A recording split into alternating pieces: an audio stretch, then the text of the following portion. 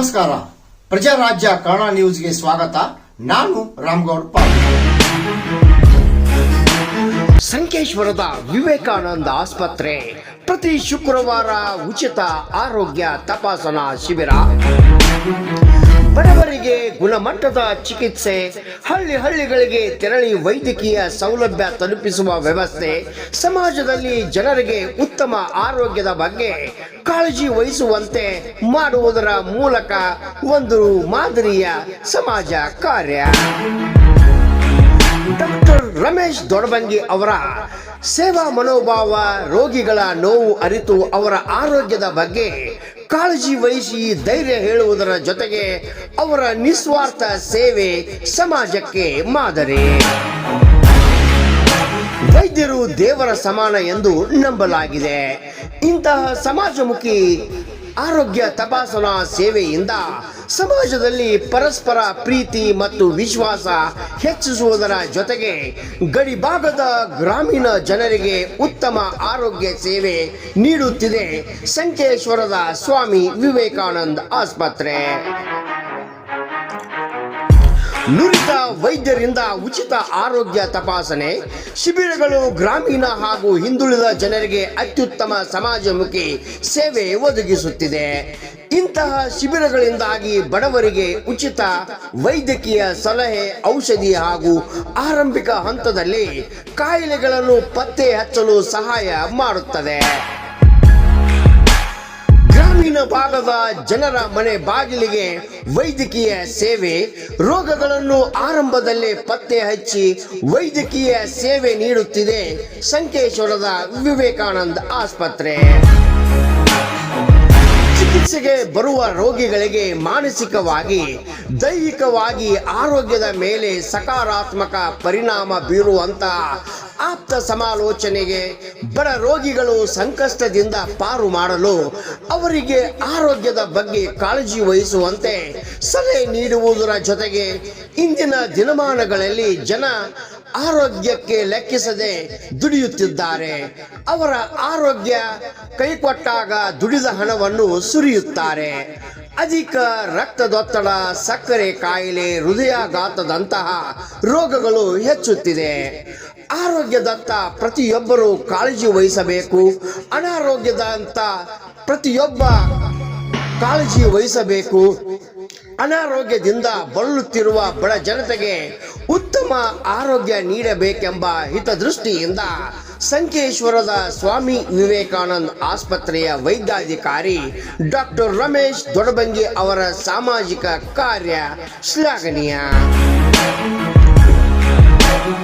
ಸಂಕೇಶ್ವರದ ಸ್ವಾಮಿ ವಿವೇಕಾನಂದ ಆಸ್ಪತ್ರೆ ಸುಸಜ್ಜಿತ ಕಟ್ಟಡ ಹೊಂದಿದ್ದು, ಈ ಆಸ್ಪತ್ರೆಯಲ್ಲಿ ಆಧುನಿಕ ಚಿಕಿತ್ಸಾ ಸೌಲಭ್ಯಗಳನ್ನು ಹೊಂದಿದ್ದು, OPD, IPD, ಪ್ರಯೋಗಶಾಲೆ, ಔಷಧಾಲಯ, ICU, 24x7 ಆಂಬ್ಯುಲೆನ್ಸ್ ಸೇವೆ, ಪ್ರೈವೇಟ್ ಕೊಠಡಿಗಳು, X ray, ECG, 2D, echo, TMT ಸೌಲಭ್ಯಗಳನ್ನು ಹೊಂದಿದೆ. ಸಂಕೇಶ್ವರದ ಸ್ವಾಮಿ ವಿವೇಕಾನಂದ ಆಸ್ಪತ್ರೆ ಗ್ರಾಮೀಣ ಜನ ಸಮುದಾಯಕ್ಕೆ ಪೂರಕವಾಗಿದೆ. ಪ್ರತಿ ಶುಕ್ರವಾರ ಉಚಿತವಾಗಿ ತಪಾಸಣೆ, ತಿಂಗಳ ಮೊದಲನೇ ವಾರ ಶುಕ್ರವಾರದಂದು ಬಡವರಿಗೆ, ದುರ್ಬಲರಿಗೆ ಉಚಿತ ಪರೀಕ್ಷೆ, ಚಿಕಿತ್ಸೆ ನೀಡುವ ಮೂಲಕ ಆರೋಗ್ಯ ಸೇವೆ ನೀಡಲಾಗುತ್ತದೆ. ಆರೋಗ್ಯವೇ ಭಾಗ್ಯ ಎಂಬಂತೆ ಗ್ರಾಮೀಣ ಜನರ ಬಾಗಿಲಿಗೆ ಉಚಿತ ಆರೋಗ್ಯ ಸೇವೆ ನೀಡುತ್ತಿರುವ ರೈತರ, ಮಧ್ಯಮ ವರ್ಗದ ಗ್ರಾಮೀಣ ಜನರಿಗೆ ಇದು ವರದಾನವಾಗಿದೆ. ರಕ್ತದೊತ್ತಡ, ಸಕ್ಕರೆ ಕಾಯಿಲೆ, ಹೃದಯ ಸಂಬಂಧಿ ಕಾಯಿಲೆಗಳ ಪರೀಕ್ಷೆ, ತಜ್ಞ ವೈದ್ಯರಿಂದ ಸಲಹೆ ಮತ್ತು ಮಾರ್ಗದರ್ಶನ. ಗ್ರಾಮೀಣ ಜನರಲ್ಲಿ ಕಾಯಿಲೆಗಳ ನಿರ್ಲಕ್ಷ್ಯ ಮಾಡುವುದರಿಂದ ಪ್ರತಿಯೊಬ್ಬರು ಆರೋಗ್ಯದ ಕಡೆ ಹೆಚ್ಚು ಗಮನ ಹರಿಸುವ ನಿಟ್ಟಿನಲ್ಲಿ ಶಿಬಿರಗಳ ಆಯೋಜನೆ. ಸಂಕೇಶ್ವರದ ಸ್ವಾಮಿ ವಿವೇಕಾನಂದ ಆಸ್ಪತ್ರೆ ಗ್ರಾಮಗಳಿಗೆ ತೆರಳಿ ಜನಸೇವೆ ನೀಡುತ್ತಿರುವುದು ಶ್ಲಾಘನೀಯ ಸೇವೆ. ಸಂಕೇಶ್ವರದ ಸ್ವಾಮಿ ವಿವೇಕಾನಂದ ಆಸ್ಪತ್ರೆ ಗ್ರಾಮೀಣ ಜನ ಸಮುದಾಯಕ್ಕೆ ಪೂರಕವಾಗಿದೆ. ಪ್ರತಿ ಶುಕ್ರವಾರ ಉಚಿತವಾಗಿ ತಪಾಸಣೆ, ತಿಂಗಳ ಮೊದಲನೇ ವಾರ ಶುಕ್ರವಾರದಂದು ಬಡವರಿಗೆ ಉಚಿತ ಪರೀಕ್ಷೆ ಚಿಕಿತ್ಸೆ ನೀಡುವ ಮೂಲಕ ಆರೋಗ್ಯ ಸೇವೆ ನೀಡಲಾಗುತ್ತಿದೆ. ಗ್ರಾಮೀಣ ಬಡ ಜನರಿಗೆ ಉಚಿತ ಆರೋಗ್ಯ ಶಿಬಿರಗಳ ಆಯೋಜನೆ, ಉಚಿತ ತಪಾಸಣೆ ಮತ್ತು ಸಲಹೆ ನೀಡುತ್ತಿದ್ದಾರೆ ಡಾಕ್ಟರ್ ರಮೇಶ್ ದೊಡಬಂಗಿ. ಇದೇ ವೇಳೆ ಪ್ರಜಾರಾಜ್ಯ ಕನ್ನಡ ವಾಹಿನಿ ಜೊತೆ ಮಾತನಾಡಿದ ಅವರು, ರಾಮಗೌಡ್ ಪಾಟೀಲ್, ಪ್ರಜಾರಾಜ್ಯ ಕನ್ನಡ ನ್ಯೂಸ್, ಸಂಕೇಶ್ವರ್. ನಾವು ಅಷ್ಟೇ ರೀ, ನಮ್ಮ ಫ್ಯಾಮಿಲಿ ಎಲ್ಲಾನು ಇಲ್ಲಿ ಬರ್ತಿದ್ರು. ಸರ್ ಕಡೆಯಿಂದ ನಮಗೆ ಏನ ಮಾಡ್ಕೊಂಡ್ರೆ ಫೆಸಿಲಿಟಿ ಎಲ್ಲ ಆರಾಮ್ ಅನಿಸ್ತೈತ್ರಿ. ಒಮ್ಮೆ ಆಗಲಿ 2 ಸಲ ಆಗಲಿ ನೋಡಿದ್ರು, ಬೇರೆ ಕಡೆ ಎಲ್ಲ ಕಡೆ ತೋರಿಸಿ ಚೆಕಪ್ ಮಾಡಿಸ್ಕೊಂಡು ಎಲ್ಲ ಆರಾಮ್ ಅನಿಸ್ಲಿಲ್ಲ. ಇಲ್ಲಿ ಬಂದು ಮಾಡ್ಕೊಂಡು ನಮ್ಗೆ ಏನು ಸಿಗೈತಿ, ಈ ಸರ್ ಕಡೆ ತೋರಿಸ್ಕೊಂಡ್ರೆ ಇಲ್ಲಿ ಟ್ಯಾಬ್ಲೆಟ್ ಟ್ರೀಟ್ಮೆಂಟ್ ಮಾಡಿಸ್ಕೊಂಡ್ರೆ ಆರಾಮ್ ಅನಿಸ್ತೈತಿ. ಇಲ್ಲಾಂದ್ರೆ 3-4 ತಿಂಗಳ ತನಕ ಆರಾಮ್ ಇರ್ತೀವಿ. ಈಗ ನಮ್ಮ 3 ತಿಂಗಳಿಂದ ಬಂದೀನಿ ರೀ. ಅಲ್ಲಿ ತೋರಿಸ್ಕೊಂಡು ಹೋದಾಗಿಂದ ಎಲ್ಲೂ ತೋರಿಸ್ಕೊಂಡಿದ್ದ ಎಲ್ಲ ಆರಾಮ್ ಅನಿಸ್ತೈತಿ ರೀ. ಮತ್ತು ಈಗ ಆರಾಮಿಲ್ಲ ಆಗೈತಿ ರೀ. ಅದಕ್ಕಾಗಿ ಇಲ್ಲಿ ತೋರಿಸ್ಕೊಂಡು ಹೋಗ್ಬೇಕಂತೇಳಿ ಬಂದೀವಿ. ಈ ಹಾಸ್ಪಿಟ್ಲಿಂದ ನಮ್ಗೆ ಯಾವತ್ತೂ ಭೀ ಏನು ಕೆಟ್ಟ ಅನಿಸಿಲ್ಲ ರೀ. ಎಲ್ಲ ಮನ್ಯಾಗಿನ ಫ್ಯಾಮಿಲಿ ಎಷ್ಟು ಜನ ಇದ್ರು ಅಷ್ಟು ಮೆಂಬರ್ತೆಲ್ಲ ಇಲ್ಲೇ ಬರ್ತೇವೆ, ಇಲ್ಲೇ ತೋರಿಸ್ಕೊತೀವಿ. ಇಲ್ಲೇ ಸರ್ ಕೈಗುಂದ ಚಲೋ ಅನಿಸ್ತೈತಲ್ಲ, ಇಲ್ಲೇ ತೋರಿಸ್ಕೊಂಡು ಇಲ್ಲೇ ಹೋಗ್ತೀವಿ. ಈಗ ರಮೇಶ್ ದೊಡಬಂಗಿ ಅವ್ರ ಕೈಗುಣ ಅಂದ್ರೆ ಚಲೋ ಐತಂತಾರೆ? ಹಾಂ, ಚಲೋ ಅನಿಸ್ತೈತ್ರಿ. ನಮಗೆ ತಿಳಕತ್ತೇನೆ ಇಲ್ಲಂದ್ರೆ ಒಂದು 10-11 ವರ್ಷ ಆಯ್ತು ರೀ ಇಲ್ಲಿ ಹಾಸ್ಪಿಟ್ಲಿಗೆ ಬರ್ತೇವೆ ನಾವು. ಅಲ್ಲಿ ಪೈಲ ಹಳೆ ಹಾಸ್ಪಿಟ್ಲ್ ಇದ್ರೆ ಅಲ್ಲಿ ಭೀ ಹೋಗ್ತಿದ್ರಿ, ಈ ಹೊಸ ಸ್ಟಾರ್ಟ್ ಆಗ್ಬೇಕು ಇಲ್ಲಿ ಭೀ ಬರತ್ತೇವೆ. ಇಲ್ಲಿ ಬಿಟ್ಟರೆ ಬೇರೆ ಕಡೆ ತೋರಿಸಂಗಿಲ್ಲ ನಾವು. ಇಲ್ಲಿ ಎಲ್ಲ ಜನರಿಗೆ, ಎಲ್ಲ ಹೆಣ್ಮಕ್ಳಿಗೆ ಗಂಡು ಮಕ್ಕಳಿಗೆ ಉಚಿತವಾಗಿ ಕೊಡೋದಾರ, ಅದು ನಿಮಗೆ ಹೆಂಗೆ ಅನಿಸ್ತೈತಿ? ಅವ್ರ ಟ್ರೀಟ್ಮೆಂಟ್ ನೋಡಿ ಉಚಿತ ಮಾಡತ್ತಾರ. ಅವ್ರು ಚಲೋ ಕೈಗುಣ ಐತನ ರೀ. ಬರ್ಲಿ ಮಸ್ತ್ ಜನ ನಮ್ಮ ಹಾಸ್ಪಿಟಲ್ ಚಲೋ ಹೆಸರು ಬರ್ಲಿ, ಅವ್ರ ಸರ್ ಹೆಸರು ಮುಂದೆ ಹೆಚ್ಚು ಬರ್ಲಿ ಅಂತ ಹೇಳಿ ಫ್ರೀ ಮಾಡತ್ತಾರ. ಅಲ್ಲ, ಫ್ರೀ ಆಗಿ ಇಲ್ಲಿ ಎಲ್ಲ ಕನ್ಸಲ್ಟೇಷನ್ ಅದೆಲ್ಲ ಫ್ರೀ ಐತೆ. ಅದಕ್ಕೆ ಹೆಂಗೆ ಅನಿಸ್ತೈತಿ ನಿಮಗೆ? ಚಲೋ ಐತಿ. ರೊಕ್ಕ ಕೊಡ್ತಾರೆ, ಫ್ರೀ ಆಗಿ ಮಾಡಿಸ್ತಾರೆ. ಎರಡೂ ಮಾಡಿಸ್ಕೊತೇವ್ರಿ. ರೊಕ್ಕ ಮಾಡಿಸ್ಕೊತೀವಿ, ಫ್ರೀ ಮಾಡಿಸ್ಕೊತೇವೆ. ಅದು ಹೆಂಗೆ ಅನುಕೂಲತೆ ಹಂಗೆ ಮಾಡಿಸ್ಕೊತೇವೆ. ಆಮೇಲೆ ಇನ್ನೊಂದು, ನೀವು ಟೈಮ್ ಟು ಟೈಮ್ ಊಟ ಮಾಡ್ತೀವಿ. ಇಲ್ಲಂದ್ರೆ ಏನಾಗ್ತದೆ, ನೀವು ಗುಳಿಗೆ ತಗೊಂಡು ಸರಿಯಾಗಿ ಊಟ ಮಾಡಲಿಲ್ಲ ಅಂದ್ರೆ ಶುಗರ್ ಡೌನ್ ಆಗೋ ಚಾನ್ಸ್ ಇದೆ. ಅವಾಗ ಶುಗರ್ ಡೌನ್ ಆಗ್ತಂದ್ರೆ ಏನಾಗ್ತೈತಿ, ಒಮ್ಮೆ ನಿಮಗೆ ಶಕ್ತಿ ಕಡಿಮೆ ಬಂದಂಗ ಅನ್ಸತಿ, ಬೆವರು ಬಿಡ್ತೈತಿ, ಎದಿ ದಡ್ಡ ಹಾರ್ತೈತಿ, ಒಮ್ಮೆ ಕಿಕ್ಕಲ್ದಾಗ ಶಕ್ತಿ ಇಲ್ಲ ಅನ್ಸತಿ. ಹಂಗ ಅವಾಗ ಆಗ್ತೈತಿ, ಚಕ್ಕರ್ ಬರ್ತೈತಿ. ಅದಕ್ಕೆಲ್ಲ ಕಾರಣ ಅಂದ್ರೆ ಈ ಸರಿಯಾಗಿ ಊಟ ಮಾಡೋದು. ಊಟ ಟೈಮ್ ಟು ಟೈಮ್ ಮಾಡ್ಬೇಕು, ಸರಿಯಾಗಿ ಗುಳಿಗೆ ತಗೋಬೇಕು.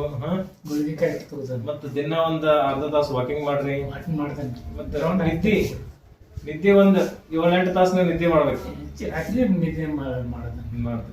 ಇವೆಲ್ಲ ಅಗ್ದಿ ಕರೆಕ್ಟ್. ನಿಮ್ ಊಟ ಸರಿ ಇರ್ಬೇಕು, ವಾಕಿಂಗ್ ಸರಿ ಇರ್ಬೇಕು, ನಿದ್ದೆ ಸರಿ ಇರ್ಬೇಕು. ಮತ್ತೆ ಈ ಸಕ್ಕರೆ ಇದೆಲ್ಲ ಇಂಥದೆಲ್ಲ ಹೊಟ್ಟೆ ತಿನ್ಬೇಡಿ. ಬೇಕರಿ ಐಟಮ್, ಬ್ರೆಡ್, ಬಿಸ್ಕಿಟ್ ಇಂಥದೆಲ್ಲ ಹೊಟ್ಟೆ ತಿನ್ಬೇಡಿ. ಬೇಡ. ಅದರಿಂದ ಮತ್ತೆ ಶುಗರ್ ಮಾಡಾಗ್ಬಿಡ್ತೈತಿ. ಮತ್ತೆ ಅದನ್ನ ಎಷ್ಟು ಬಿಡ್ತಾರಲ್ಲ ಅಷ್ಟು ನಿಮ್ ಶುಗರ್ ಕಂಟ್ರೋಲ್ ಇರ್ತೈತಿ.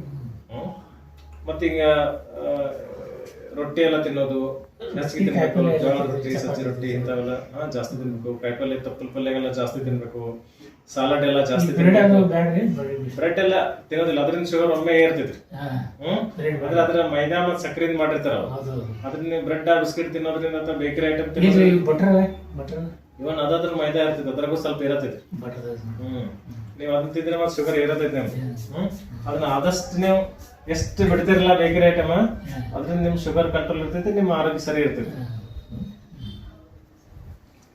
ನಮಸ್ಕಾರ, ನಾನು ಡಾಕ್ಟರ್ ರಮೇಶ್ ದೊಡಬಂಗಿ, ವಿವೇಕಾನಂದ ಆಸ್ಪತ್ರೆ, ಸಂಕೇಶ್ವರ್. ನಾನು ಇಲ್ಲಿ ಕನ್ಸಲ್ಟೆಂಟ್ ಫಿಸಿಷಿಯನ್ ಆಗಿ ವರ್ಕ್ ಮಾಡ್ತಾ ಇದ್ದೀನಿ. ನಮ್ಮ ಆಸ್ಪತ್ರೆ ಸಂಕೇಶ್ವರದಲ್ಲಿ ಶುರುವಾಗಿ ಸುಮಾರು ಇಲ್ಲಿಗ 12 ವರ್ಷ ಆಯಿತು. ಇಲ್ಲಿ ಒಂದು ಸಂಕೇಶ್ವರಕ್ಕೆ ಬಂದು ನಾನು ಪ್ರಾಕ್ಟೀಸ್ ಮಾಡ್ಲಿಕ್ಕೆ ಉದ್ದೇಶ ಅಂದರೆ, ಬಹಳಷ್ಟು ಜನರಿಗೆ, ಈ ಹಳ್ಳಿ ಜನರಿಗೆ BP ದಾಗಲಿ, ಶುಗರ್ದಾಗಲಿ, ಹಾರ್ಟ್ ಪ್ರಾಬ್ಲಮ್ ಆಗಲಿ, ಇದ್ರದ್ದು ಅವೇರ್ನೆಸ್ ಕಡಿಮೆ, ತಿಳುವಳಿಕೆ ಕಡಿಮೆ. ಹಾಗಾಗಿ ಅವ್ರು ಏನೋ ಇಲ್ಲ ತಾವಾಗ ಏನೋ ಒಂದು ಟ್ರೀಟ್ಮೆಂಟ್ ತಗೋತಾರೆ, ಯಾವುದೋ ಅಲ್ಲೇ ಲೋಕಲಲ್ಲಿ ಏನಾದರೂ ಒಂದು ಇಂಜೆಕ್ಷನ್ ತಗೋತಾರೆ, ಯಾವುದೋ ಒಂದು ಟ್ರೀಟ್ಮೆಂಟ್ ತಗೊಂಡು ಅವ್ರಿಗೆ ಸರಿಯಾಗಿ ಅದು ಕ್ಯೂರೇ ಆಗೋದಿಲ್ಲ ಅಥವಾ ಕಂಟ್ರೋಲೇ ಆಗೋದಿಲ್ಲ.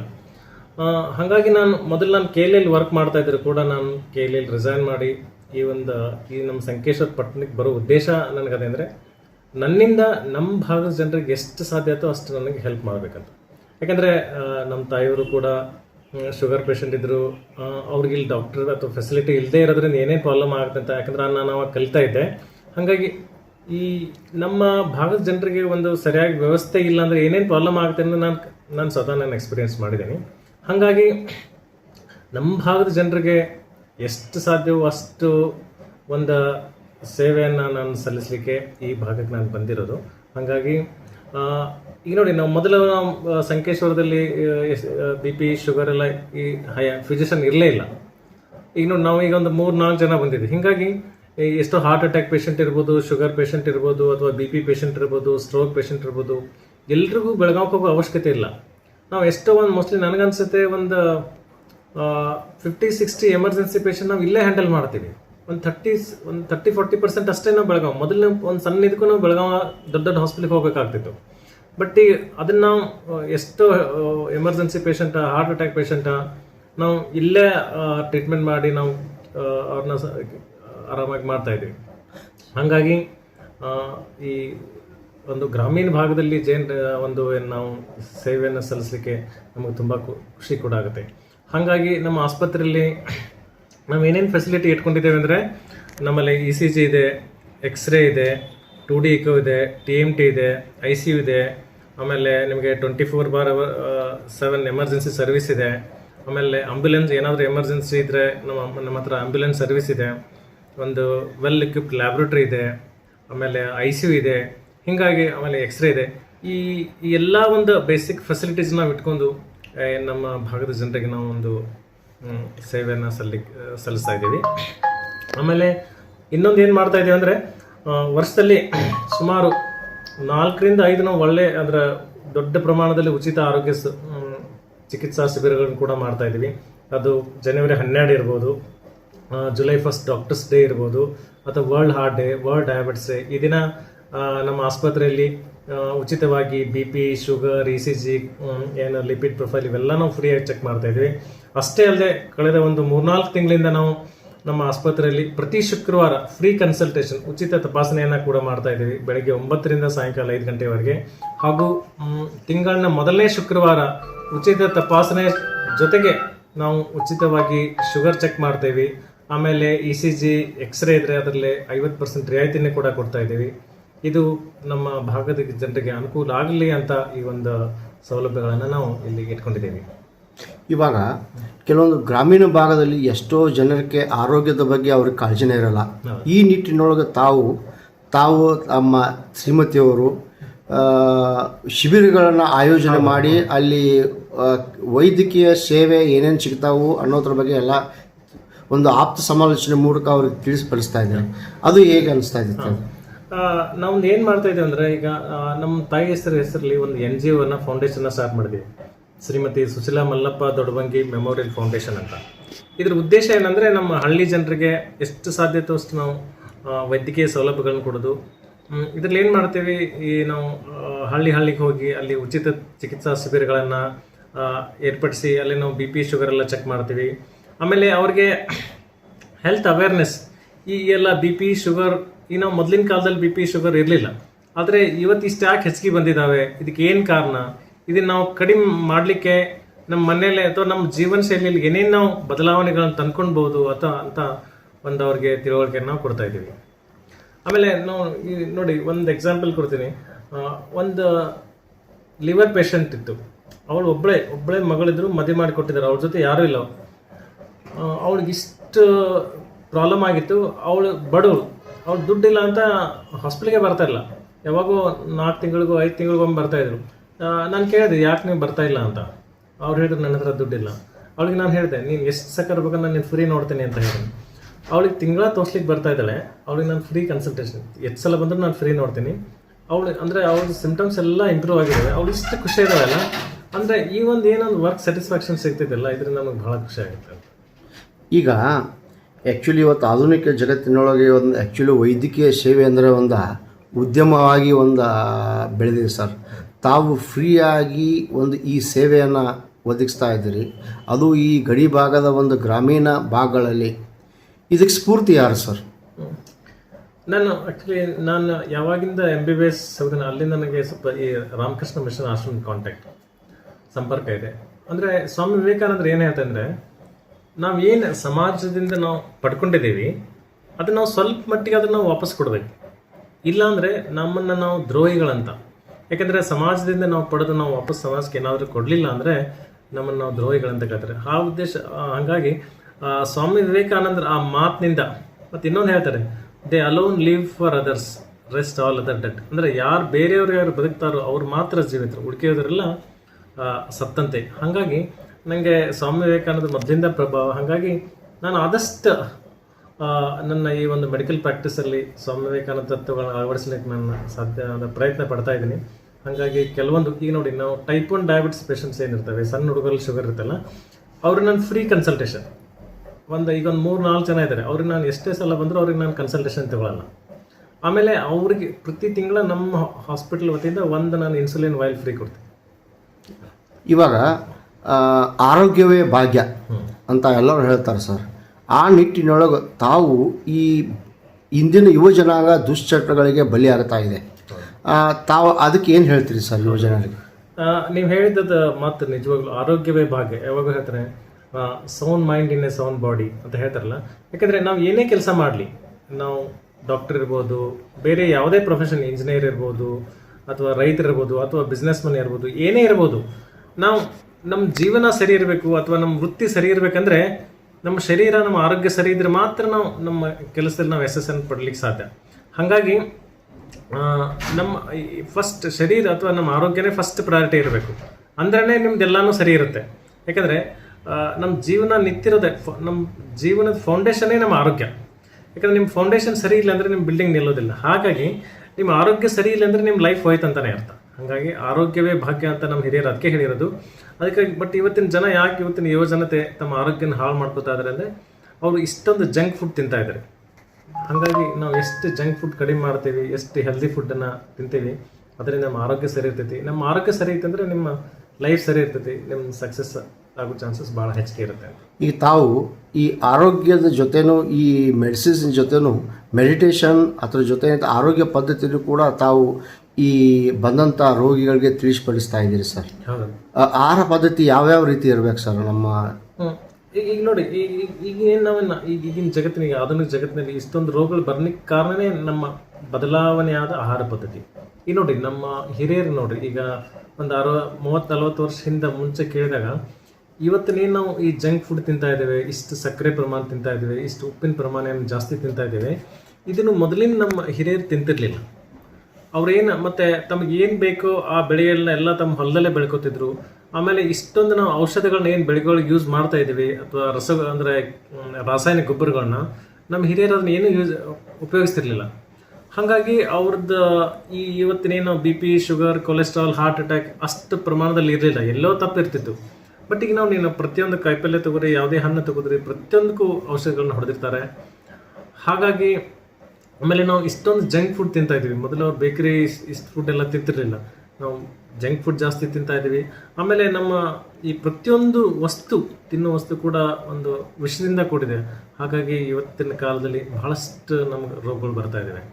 ನಮ್ಮ ಏನಾದರೂ ಆಹಾರ ಪದ್ಧತಿಯನ್ನು ನಾವು ಏನಾದರೂ ಮೊದಲಿನ ಥರ ಏನಾದರೂ ಮಾಡ್ಕೊಂಡದಾದರೆ ಈ ರೋಗಗಳ ಪ್ರಮಾಣ ಕಡಿಮೆ ಆಗುತ್ತೆ, ಡೆಫಿನೆಟಾಗಿ ಕಡಿಮೆ ಆಗುತ್ತೆ.